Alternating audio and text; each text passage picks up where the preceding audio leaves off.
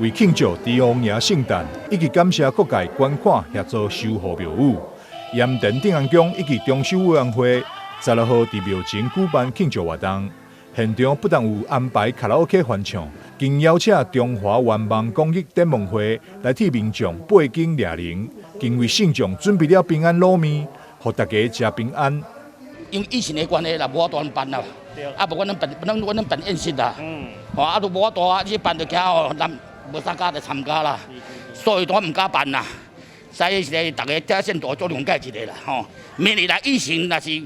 无去发生这个代志对吼，我绝对要办甲做好看。盐田定安宫中修委员会主委蔡立清表示，希望政府会当成立专责机关来协助大小宫庙中修事宜，减轻管理者压力。永续台港庙宇文化。咱的政府对着咱遮所有大来宫庙，可能有一寡活动经费的赞助，但是当伊遇到这种需要重建中修的时阵，因煞无一个会当辅导的单位啊吼，所以咱希望以后政府会当有一个单独的窗口啊，来协助咱，不管是大金庙、小金宫、寺庙，若遇到这中建的困难的时阵，会当甲因辅导，上无恁甲因斗找这个厂商，啊，甲因辅导讲这个经费的预估啊，需要偌济，啊，要安怎来进行？我想有足济寺庙拢有遇到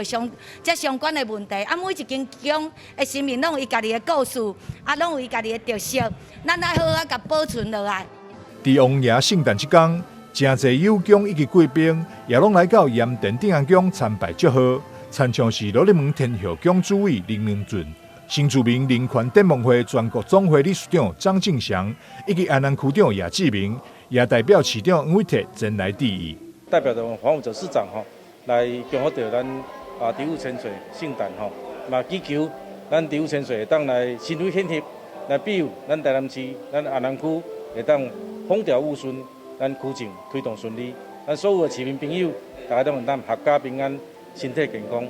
盐田定安宫自今年1月开始筹备中修，由蔡立清担任中修委员主委后，短6个月的时间，已经募得350万的善款，协助帝王爷翻修庙体，可见信众对着帝王爷的虔诚之心。庙方也欢迎四方信众来安南区盐田定安宫为帝王爷庆祝生日。拜拜求平安。台南新闻张硕维采访报道。